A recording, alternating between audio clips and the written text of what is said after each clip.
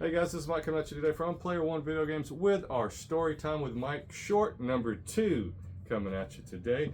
And what are we going to talk about? What does it look like? Well, it wasn't pinballs because that was the last one. So Right. This time around we are doing... Ta-da!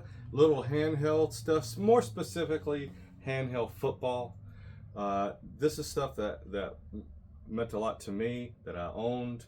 We're going to tell you how I got it, first time I saw it. Now this, for me, where it fits in the timeline is right after pinball, right before the Atari 2600 that I got, my first one, and actually probably right after the first time I saw an arcade. But hey, let's talk about these handhelds real quick. These were pretty cool back in the day. We had these little electromechanical ones that, you know, you press the button and then kind of lit up when you wrecked into them and stuff, which were cool. I had this one. I had a Merlin, which I don't have here anymore. Now this is not my original. I bought this about 20 years ago off of eBay, of course.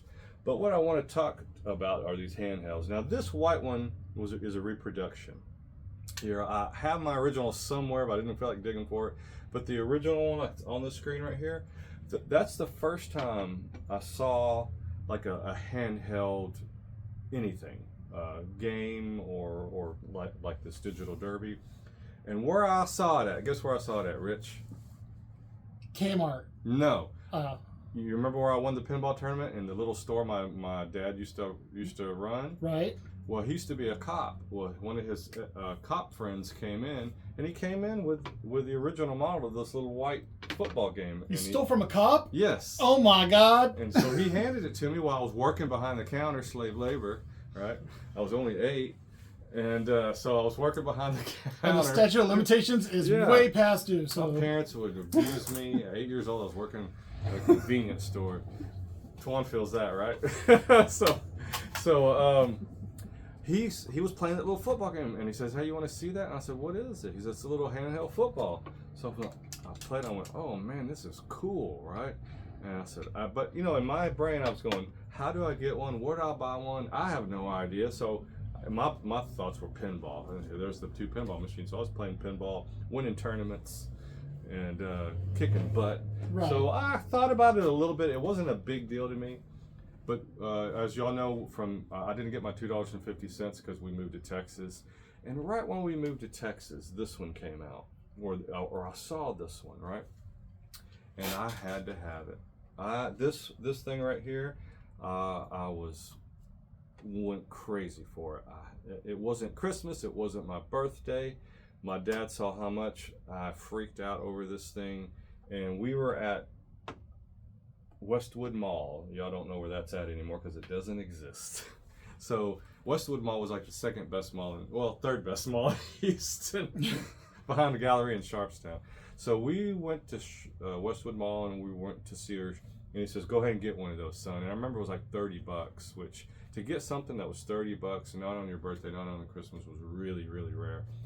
And so it was at nighttime. We left the mall, and I remember laying in the back seat